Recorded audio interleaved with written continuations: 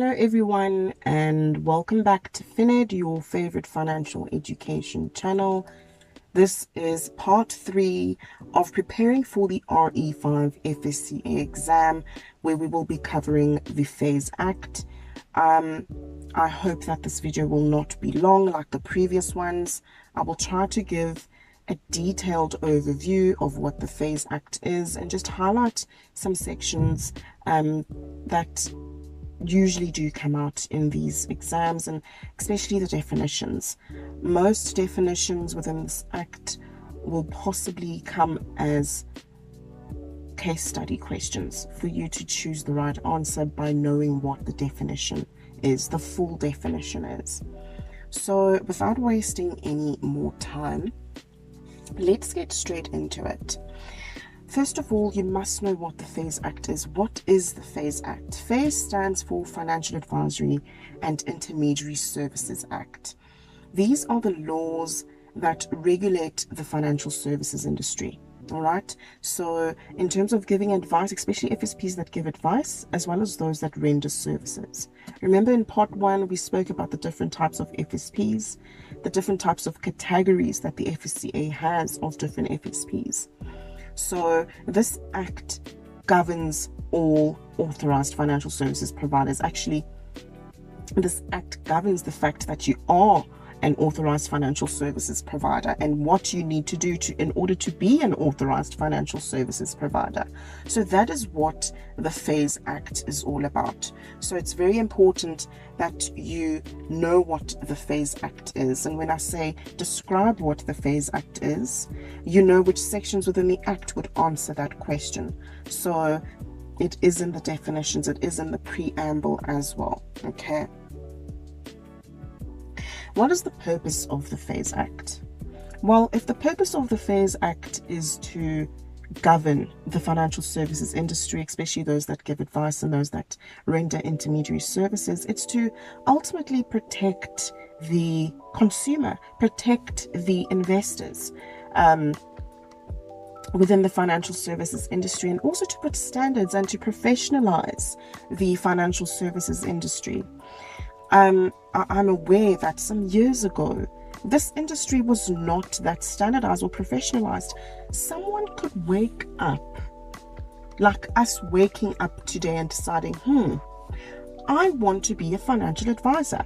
With no qualification, you possibly have matric, and all you know how to do is peddle products.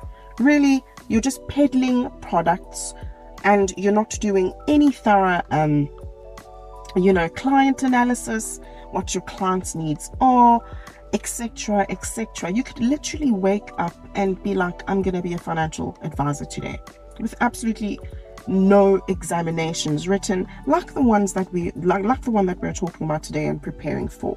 So that is the purpose of the Act. It's to protect the consumers and to have recourse.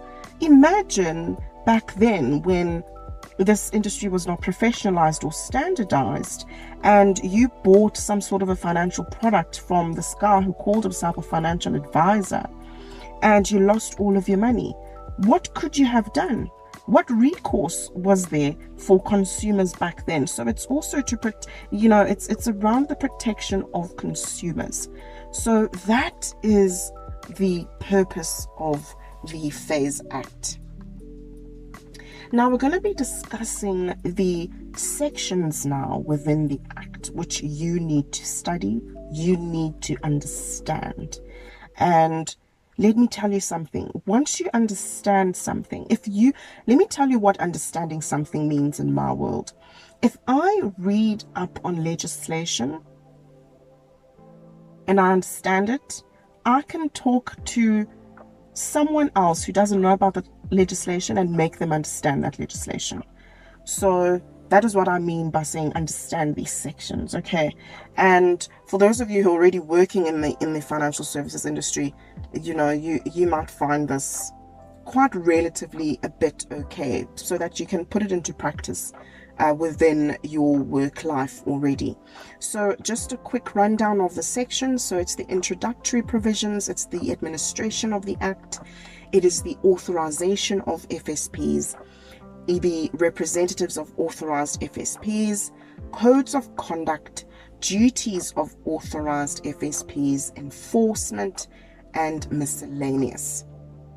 Okay, I'm just going to go through these sections with you now as much as I can, as detailedly possible as I can. The introductory provisions.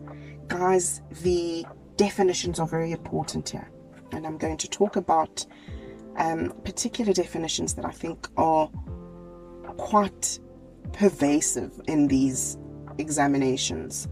So the definition of advice, the definition of an intermediary services, as well as definition of a financial product. Read all of the definitions, please, but I find these to be quite pervasive in these examinations. All right, so that would be in the introductory provisions, it's going to be the definitions. Apologies for that. And then, of course, the definition of representative. What is a rep? What is a key individual? What is a product supplier?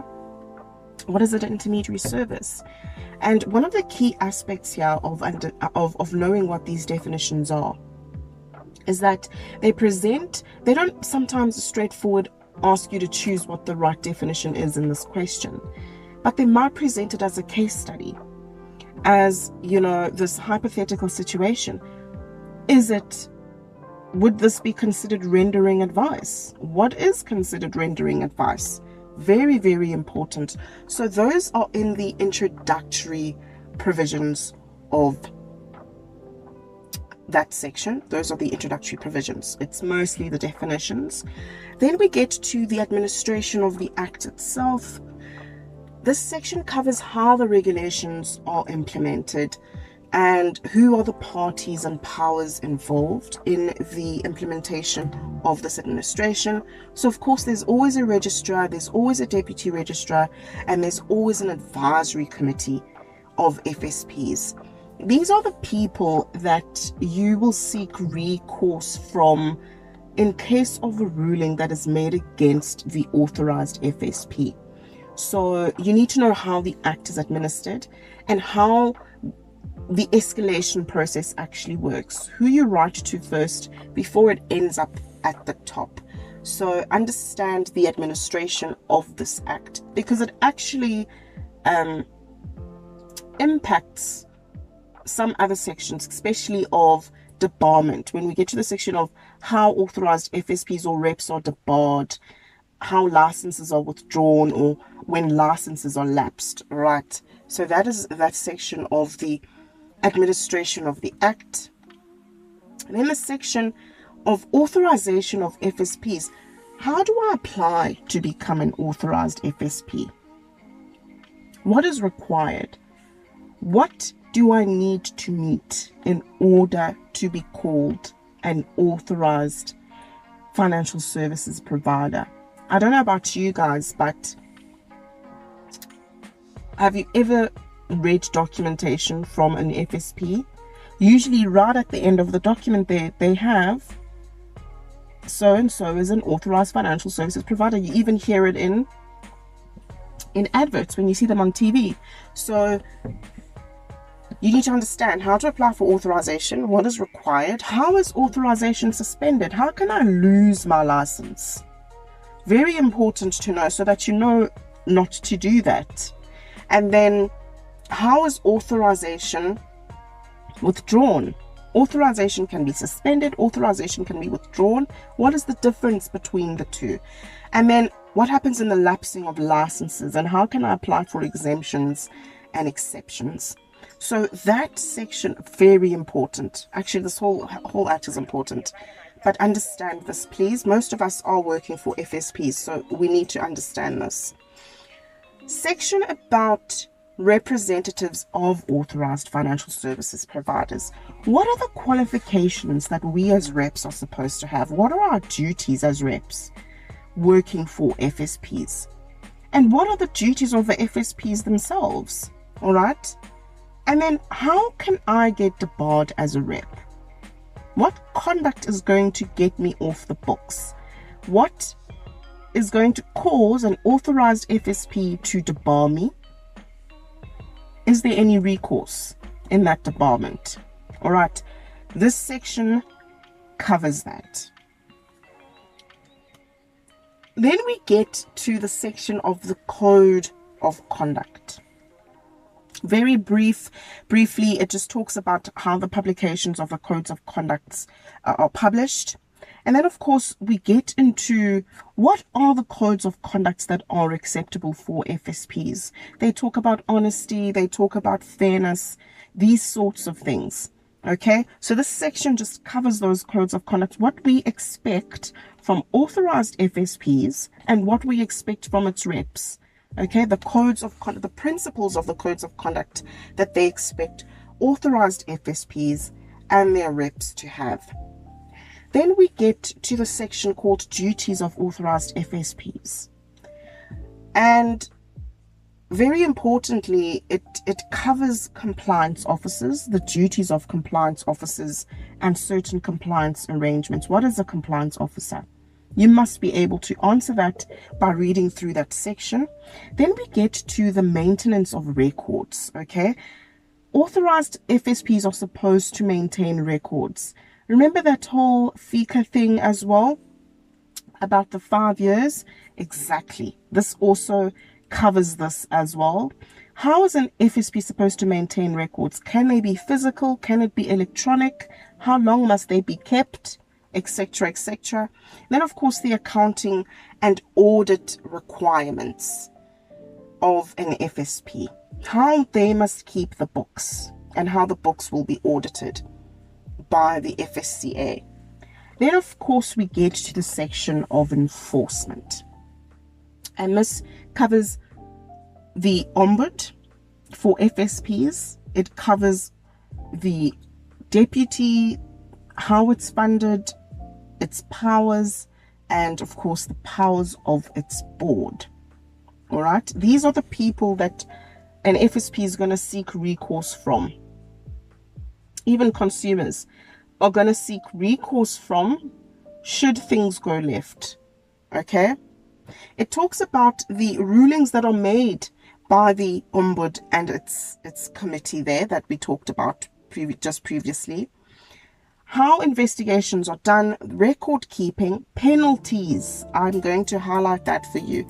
Penalties and undesirable practices. Questions are going to come up as scenarios of what may be an undesirable practice. And you're going to have to know what an undesirable practice is and what the penalties are for undesirable practices. I'm trying to think quickly about an undesirable practice that was a question. I might actually just leave a link within the description of this video, if I remember, about the penalties. I know that it's 10 years and R1 million, either or, one of the penalties. So it's very, very important that you understand. And that is the section on enforcement. And then we just have a miscellaneous section again, which also covers limitation of liability, what are exemptions, and it also covers fees and penalties as well. Just a bit more meat on it miscellaneously on what fees and penalties are, what the fees payable are, and how you can actually be paying fees and penalties. What would cause you to pay the fees and penalties? For example, if a person that fails to furnish the registrar with a return or a certain document, there will be a penalty imposed. The penalty may be imposed by the registrar by notice to the person concerned. How it will be, usually it's R1,000.